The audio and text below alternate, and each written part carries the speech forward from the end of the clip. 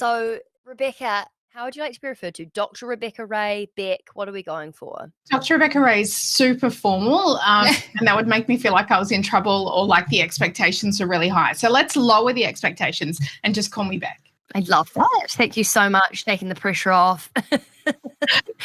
I think the reason that this particular conversation is quite close to my heart is because boundaries in general is something that I struggle with massively, like not just on a personal, professional level, but obviously on a financial level too. Yeah.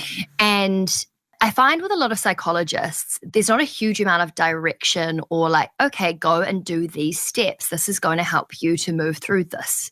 And I love the work that you do in terms of like tangible steps for people. And in the financial space, like a lot of people might not have done much work with psychologists or been to therapy or anything like that. So I guess in today's conversation, I would love to talk about where you've been and your career and where you are now, because it's so impressive and fascinating. But would really love to focus on how we can set and navigate difficult money conversations with friends, family, our bosses. I feel like this is going to be your area of expertise. So that's what we would kind of love to get out of this interview today. Absolutely. To start off, I would love to hear about your story, because your financial journey has been a really interesting one. You went from like quite a stable income, went through burnout. Am I right in thinking your income's a bit more lumpy these days?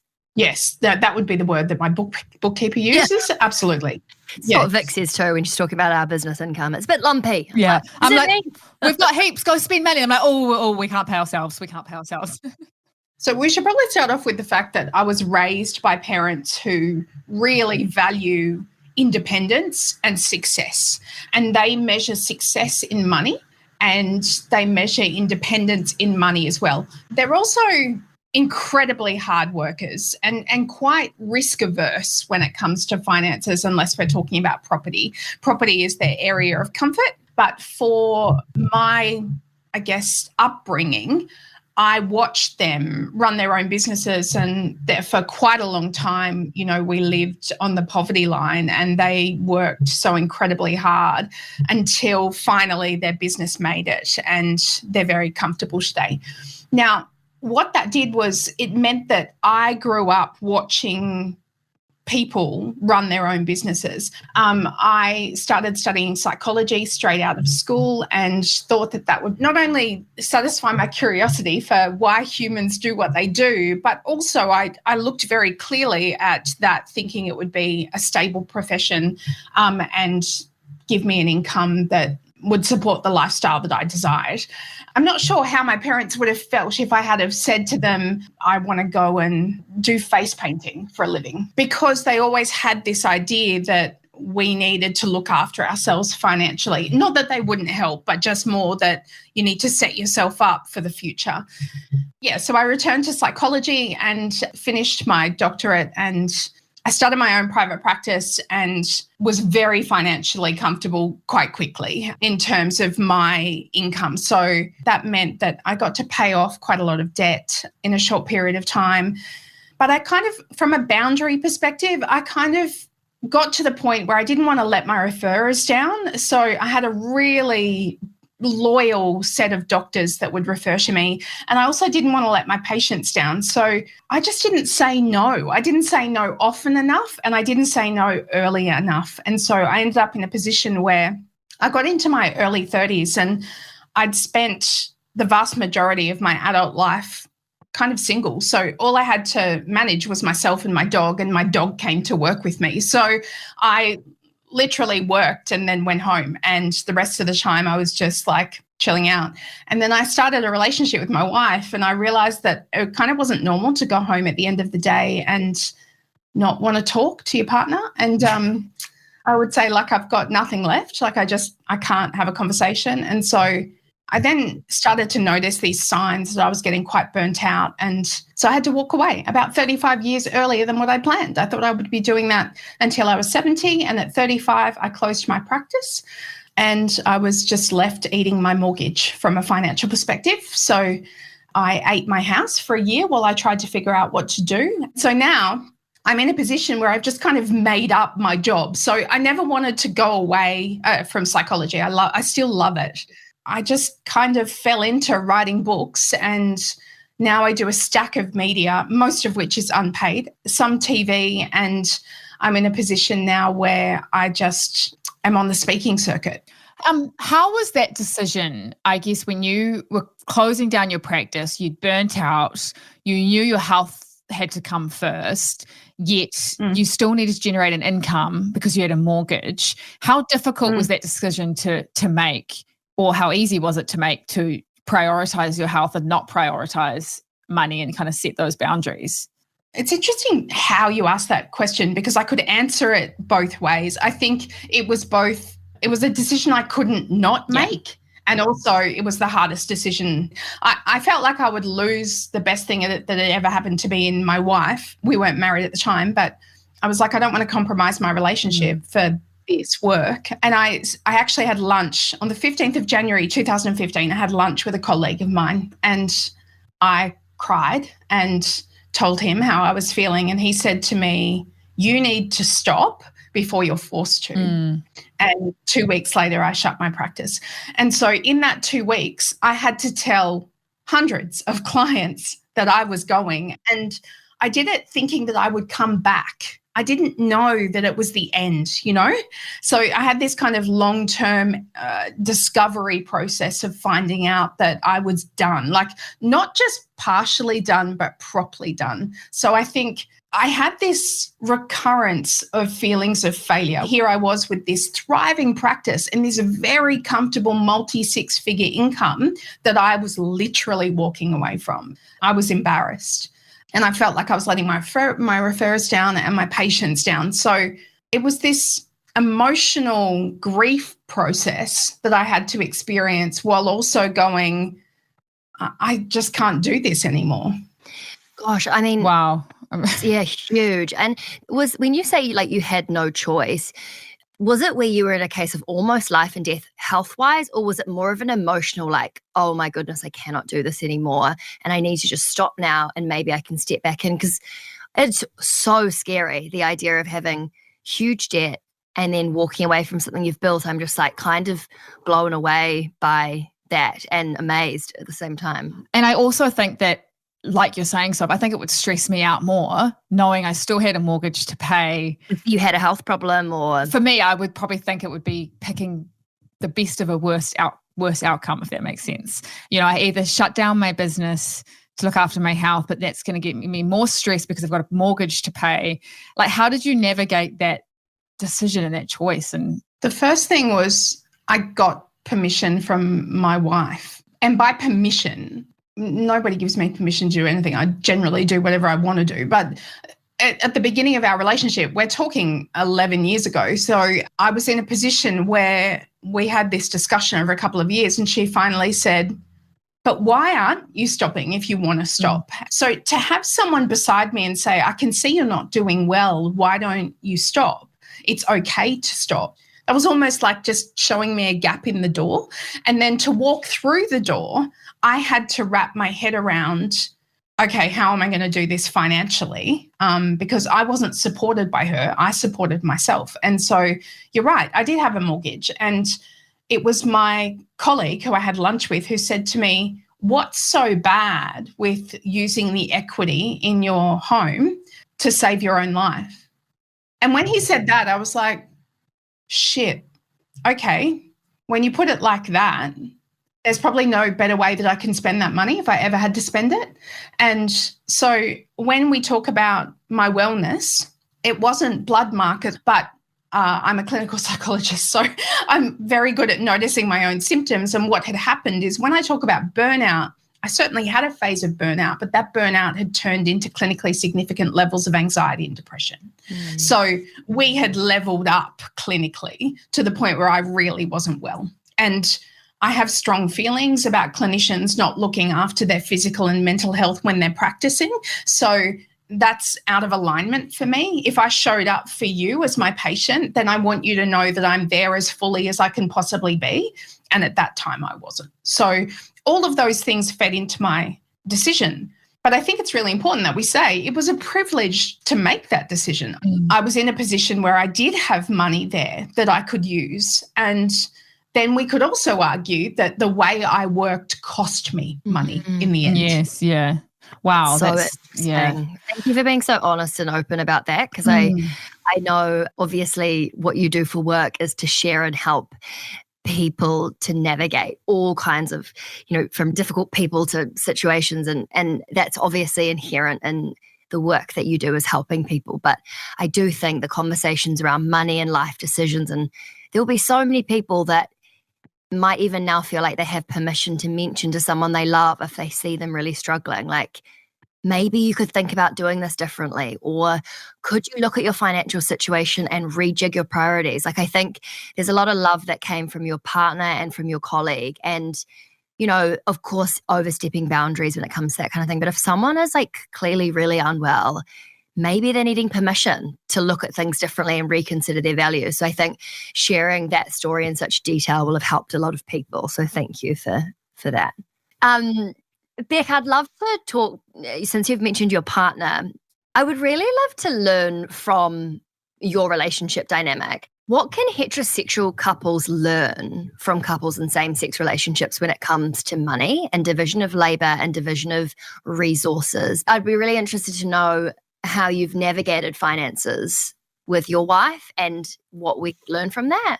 Yeah. So I've done both.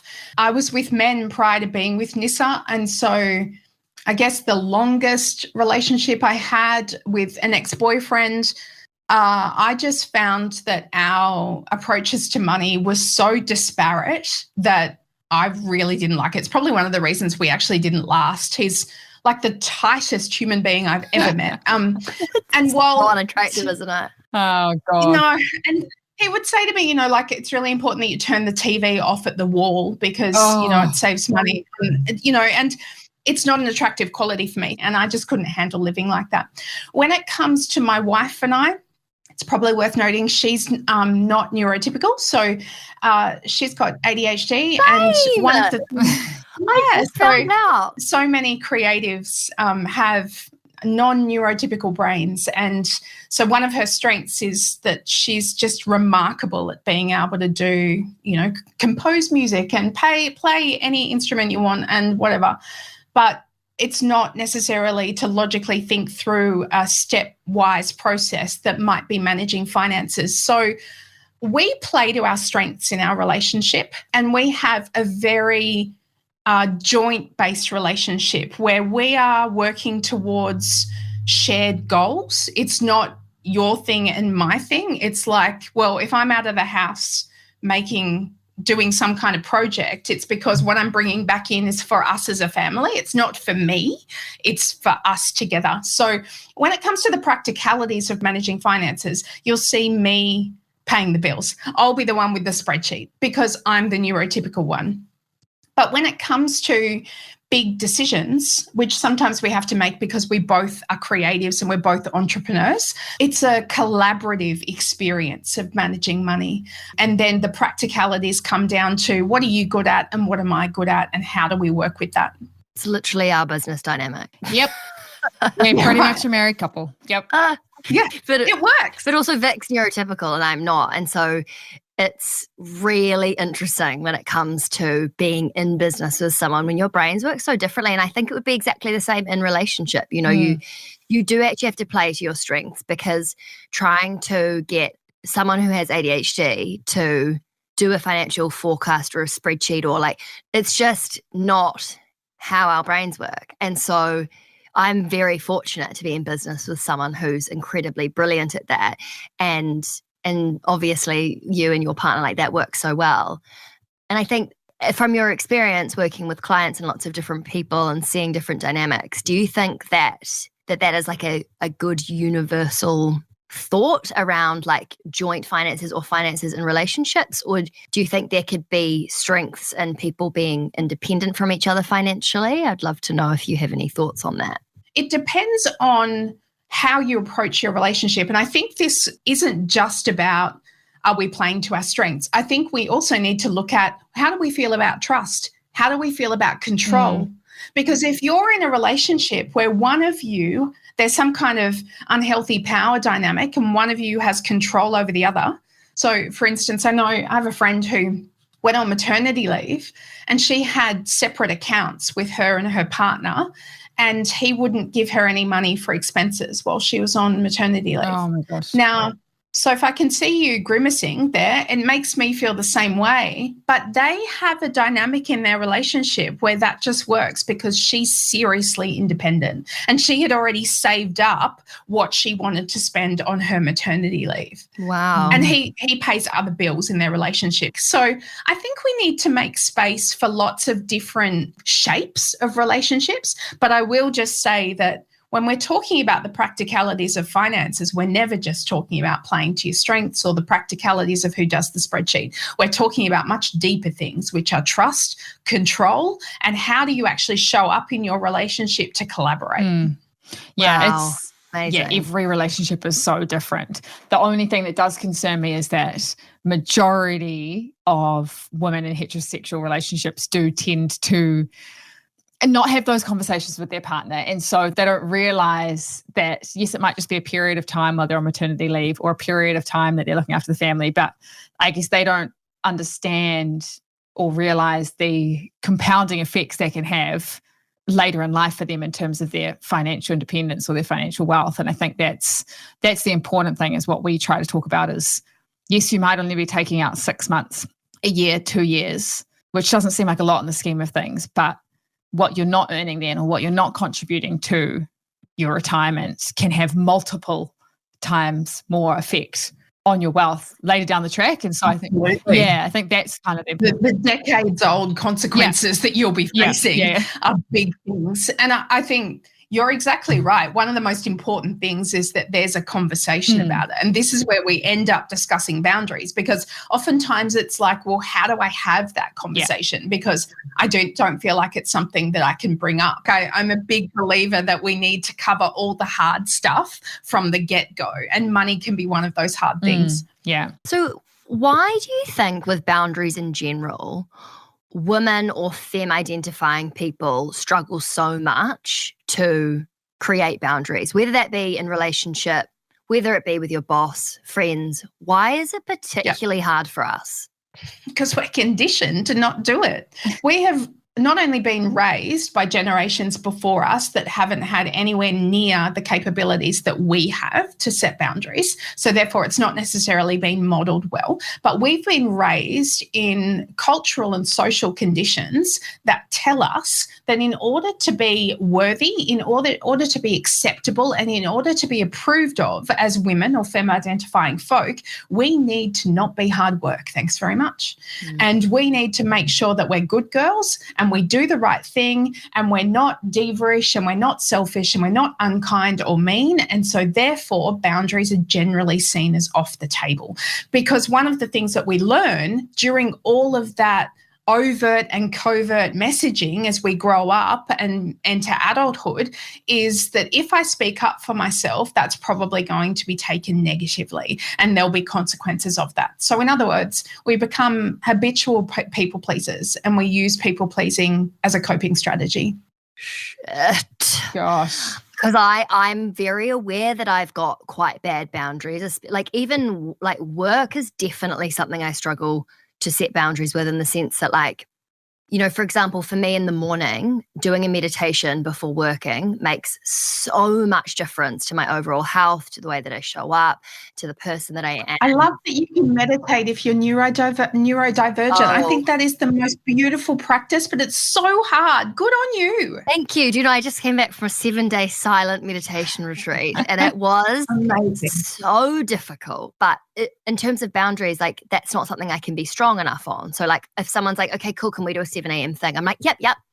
But it's like, actually, no, I need to say I'm not going to do anything before 8:30 because I need to do my morning practices to set me up for the day, you know, but I don't feel like I can do that. And I don't know if you have any advice for people who are similar in that they struggle with boundaries. Like, are we best to look at the place of our life that we don't want to compromise on and then figure out ways to work back from there? Like, how do we even go about looking at our life how it is and then looking to improve it by implementing boundaries in different areas? I do have advice. Let's just go back to what you just said in terms of it's something that's important to you, but it gets disrupted when we bring in someone that's asking a demand of you. So we're talking about two things there. And I think this concept might be useful for listeners. The first is that you have an internal boundary when you meditate. An internal boundary is a boundary that's between you and you. It's got nothing to do with anyone else. It's just something that you want to enforce for yourself because there's some kind of outcome that you're looking for. So to sit down and meditate, no one's coming. An internal boundary is between you and you. When we're talking about finances, we're often talking about internal boundaries, especially when you're talking about just your accounts alone. That's what are you doing that you've promised yourself you would do, or what are you not doing that you've promised yourself that you would do? Now, then we have an external boundary, which is someone from work has asked you to show up at 7 a.m. for a meeting. That's the external boundary is when it's between you and another person. So the first thing that I need you to look at when you're thinking about boundaries in your life is, okay, you've got an internal boundary that you want to meditate, but it's not happening when there's requests at work. So the first issue is your internal boundary easily shifts when someone else gets involved because you people please. You naturally kind of go, oh, someone wants me, and that's much more important. Their needs are much more important than my needs that I've set for myself. So what we can do is we can actually rejig what's happening in your mind to make sure that you understand that people-pleasing is not a bad thing as long as your needs are met in the first place. You'll actually notice yourself bending because someone else wants something from you. I don't have an issue with you doing that. I only have an issue if it's taking something from your giving tanks that you don't have available. Now, what's happening when you meditate is you're actually putting fuel in your giving tanks. Now, you're being requested to give out from your giving tanks at the same time as meditating. There are some times where the priority will be hugely important and other times where you'll go, actually, no, meditation's more important. But when it comes down to it, when you're pouring into your giving tanks, that needs to be happening more often than not, because otherwise you're going to end up with rusty tanks. I wanted to talk about, so we kind of talked about work boundaries, time boundaries, and personal boundaries. And I wanted to kind of bring it back in terms of money boundaries, because recently I disclosed to Sophie as well, I've had to reduce my salary, being employed full-time and now working for the Curve. And I've really had to learn to say no to a lot of things, which historically I never really had to, in a sense. Whereas now I feel like I'm really struggling with setting boundaries from a money perspective in terms of saying, no, I can't afford that. No, I can't do that. And so, do you have any tips or tricks around setting those money boundaries for yourself without feeling uncomfortable, awkward, upset, all of the above? Yeah.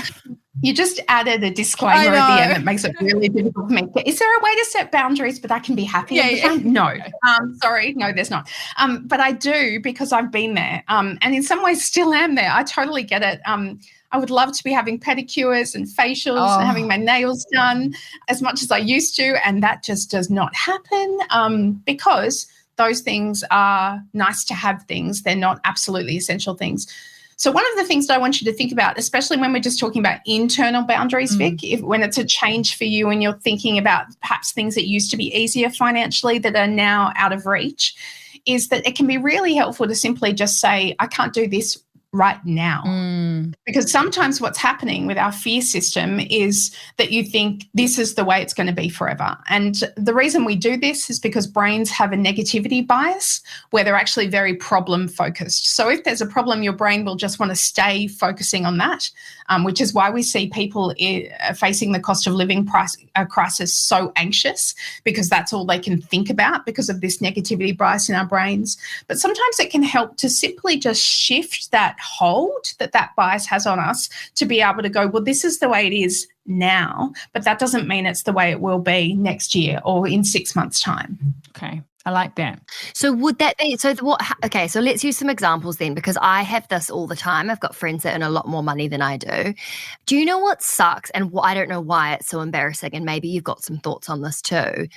why it's embarrassing or so hard to say, sorry, no, I can't afford it, or sorry, no, it's out of my budget, is the way that we can set those personal boundaries only by being that honest. Is that a good thing? Or I don't know, because that is a whole thing in itself. I have a number of thoughts about this. Let's first start with, you don't always have to say it like that. So you could phrase it in a different way, which doesn't require you to say, I can't afford it, which is kind of leaning on the negative side of things. You could say, the way I've set my expenditure up right now, I don't want to make space for that. So it's based on choice. I like that. I often do this with time. It's not like I'm too busy. I'm not too busy. It's just that my plate is as full as I'm comfortable with right now. Oh, she's so good at boundaries. Yeah. Oh my goodness. Because it makes me feel icky even hearing it. Isn't that bad? Like I immediately get like, awkward, which it shouldn't be. But it's like, obviously that's how much I struggle with boundaries. No. This is not a Soph thing. Really? This is a human thing. So let's not make you broken out of this, because that's not true. So what's happening is you're feeling embarrassed because what happens is we compare. So in a social situation, when you have to say something out loud that makes you feel less than, like I can't go to your hen's do and your destination wedding because I can't afford it. I can only go to one or the other. And that makes you feel like shit because there are other people who can afford to do those things. You're in a position where everything has been activated in you about belonging. So human beings are wired to belong to each other.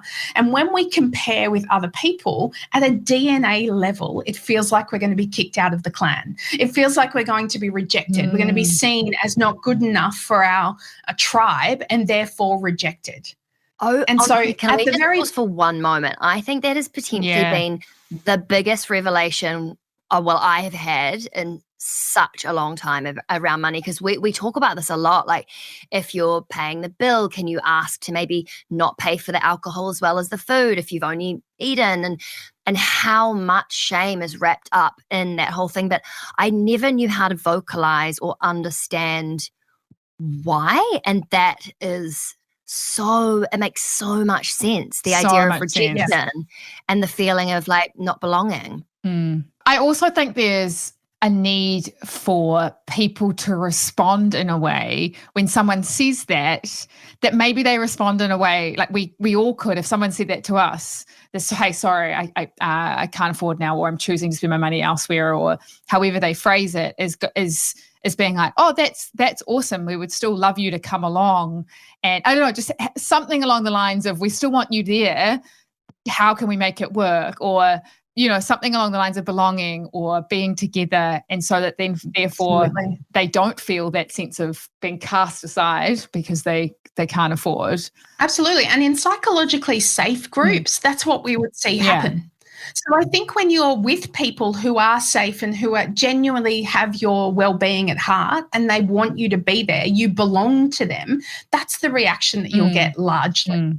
I really want to talk about self-sabotage when it comes to money, because I don't totally understand the concept, but I would love to, and then understand how we can try and not do that. I guess it all comes back to prioritizing our relationship with ourselves over everything else. But yeah, I would love to hear your thoughts and wisdom in this space. So self-sabotage is really easily understood by just understanding that it's when you say you want to do something and you don't do it. That's it. Right. And, well, I should probably clarify, you don't do it for reasons that are discomfort-based. So they're not legitimate reasons like your flight was cancelled. It's when you're talking about sticking to a budget. Maybe you drew up a budget for this month and all of a sudden the idea of saying no to those work drinks, which is over your quota, just is so uncomfortable that you say yes because yes is easier in the moment, even though the consequences of that no feel really out of alignment for you. So self-sabotage occurs when you're choosing your present moment comfort over your long-term goals for yourself. No, I think a lot of people would be able to relate to that in terms of, it's almost that delay gratification. Yeah, it's like, if I spend the money now, I get that gratification or that of consuming that or whatever it is that you're spending money on, rather than delaying it and That's something I think really, you're really the struggle with. queen of understanding. Like Vic understands the idea of long-term gratification better than anyone, though, because she's invested for such a long period of time. So I think with everything in your life, Vic, you're like, I want to get fit. Cool. I'm going to go to Pilates every day. I want to do this. Cool. I'm like, she's so good at doing that. And I actually think you're really good with your own personal boundaries in that way. But I think that's... Shock horror, I'm not. But I think, sorry, what were you going to say? No, I think that's interesting you think that, because I think I'm bad at that, and I could be a lot better in terms of putting away more for retirement, for those goals, not spending money right now on stupid shit that I spend money on. Vic, can I just add to that? Yeah. Right. Perfectionism is a form of self-sabotage. So I don't mean to call you out or make you uncomfortable. I just want to help you to raise your awareness, because it sounds like you're doing something fantastically. In fact, it sounds like you're doing many things fantastically. And what I'm hearing is the voice in your head automatically says, yeah, but it could be better. Perfectionism makes us these promises about the future, about a time in the future when we'll be able to relax, but you can't relax right now because you haven't got it right. You're not at the bar. Yeah. And the problem is that the bar keeps moving. So you'll get even better at your investments and the bar will move. Sometimes what happens is we can end up knotting ourselves into patterns of self-sabotage as a result of our inability to be able to stop and compassionately give ourselves credit for how hard we're trying in something that it just matters so much. But because it does matter so much, we actually feel like the best thing to do is to continue whipping ourselves into better shape around it. When actually sometimes the most effective thing we can do is to stop and go, you are doing damn great. Thank Vic, you. you are doing damn great. That sounded sarcastic, but I'm being serious. So I know that this is a conversation about self-sabotage and perfectionism. If people are self-identifying, oh, okay, maybe the reason I'm not achieving my financial goals is because I'm self-sabotaging, how can we pull ourselves up on that and try to not, while also being kind to ourselves that the world is effing expensive right now, and you want to also have that level of like, know what you're doing is good enough even if you aren't quite getting there. Like, how do we differentiate that in terms of, I'm not sure if that makes sense. No, it does. And it's all of those things. So essentially, when you first said, and how can we just not self-sabotage? My first response would be, well, you can't. So one of the things that occurs for self-sabotage is it comes from a place of self-protection. So when discomfort arrives within you, emotional discomfort, your brain is wired to go, oh, no, let's do something that restores equilibrium and makes us feel comfortable again. The problem is that the brain can't always tell the difference between discomfort that's going to keep you stagnant and spinning your wheels versus discomfort for growth. When people are self-sabotaging around money, oftentimes it's because they actually don't feel like the discomfort will be worth it. They don't believe in the results. They either don't believe in themselves to create the results, or they don't believe that the results are possible. Now, the disclaimer here is we are in a cost of living crisis. So I'm not going to sit here and say, look, if you really wanted to invest, you could, because that's bullshit. That's absolute bullshit. We're in a place now where people are struggling to find rental properties, and let alone affording those rental properties. People are struggling with interest rate rises, and on it goes. Groceries, all of the things. So, for us talking about self-sabotage now, I think we need to be very gentle and remind our listeners that if you're against the wire right now, that is the way it is. Luckily, financial cycles are cyclical. So at some point we'll come out of this, but right now, please don't put too much pressure on yourself if you think you should be doing better with your finances, but you can barely pay your electricity bill. Like, that's okay. A lot of people are struggling right now. I was just going to use an example. Like when we were in London, I don't know, Vic had been having a bit of a shit time, and there was just like things going on, and I bought flowers for her, these random kind of shit flowers actually in hindsight, and they were like £20, and it was the last £20 in my account, and I even was like swiping. That's such an ADHD thing to do. I was swiping on the tube being like, oh my God, I might not be able to get into work to give her these flowers, but like, just even that in itself, I was like, oh my God, but that is like self-sabotage that's not helpful. Do you know what I mean? So I'm kind of like, Absolutely. like I shouldn't have done that. But so I'm kind of, I fully appreciate that there's people who can't, have no wiggle room. But if you do, and you're constantly letting yourself down with that self-sabotage, what can we then do in that kind of scenario? So we need to look at two parts of this, Soph, because financial management is often harder for neurodiverse people because it involves future-based prediction, and it also involves kind of logical sequential steps. So sometimes that can be much harder. And if you're listening and you're neurodiverse, I would really encourage you to read some literature on financial management for people who are neurodiverse, because those impulse buys can actually be really common. It's not a function necessarily of self-sabotage. It can simply just be because of the way your brain's wired. But when it is self-sabotage and you find it's actually become a pattern, you can see yourself doing this, you get down to the wire every single time, it's really worth, number one, firstly, approaching yourself with compassion. You're human. You're doing the best that you can. And sometimes the best that you can is that you operate from a place of self-protection. Your unconscious kicks in. You automatically behave seeking comfort rather than going for discomfort. Discomfort for growth, that is. And then secondly, changing self-sabotage is all about pattern recognition. If you recognize a pattern that's not working for you, then we need to look at the tiniest step that will interrupt that pattern. So that might be that you start interrupting the pattern from a place where you actually feel it can be interrupted. So when it comes to buying that using your last 20 pounds on a bunch of flowers, that might be that you've decided that when you get to 50 pounds in your bank account, that money is actually not available. Like that's a zero for you, rather than actually seeing it as available. So that there's always money in your account for emergencies. It can depend on where the cycle happens for you to be able to interrupt. Yeah. Oh my God. It's such a hard thing to navigate because your money is so emotional as well. So many of the decisions that we make, and especially if you're in the heat of the moment or you're making a decision based on emotion, often it's really easy to think in that moment the decision you make is best for you rather than what you've previously promised yourself. Yes. And that's often unconsciously driven, because our unconscious will make a decision that feels good in the moment rather than actually thinking about how good it feels on the other side when you've actually chosen discomfort in the service of growth. Because what we don't talk about enough with self-sabotage is actually how good it feels to withstand a little bit of discomfort for the good results, whether it's reaping the rewards of your investments or whether it's being able to say, I had some money left over at the end of this week. We don't talk enough about the good parts of being able to sit with discomfort. Yeah, no, I totally know what you mean. I just need to also apologize for Victoria, my co-host, who has just decided to leave the call. She's having technicals. I'm getting like a message from her being like, shit, I'm locked out.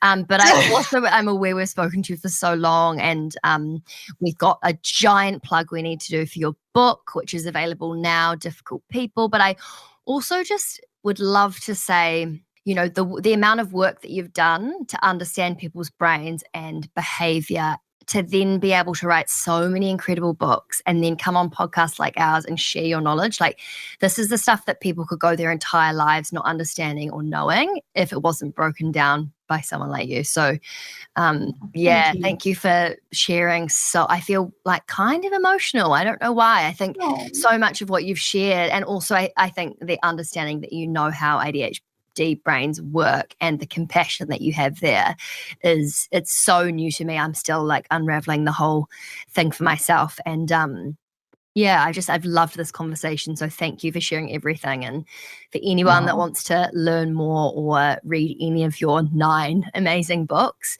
Dr. Rebecca Ray, R-A-Y, and her most recent book, Difficult People. Does some of what we've spoken about today resonate and reflect on what that book is about?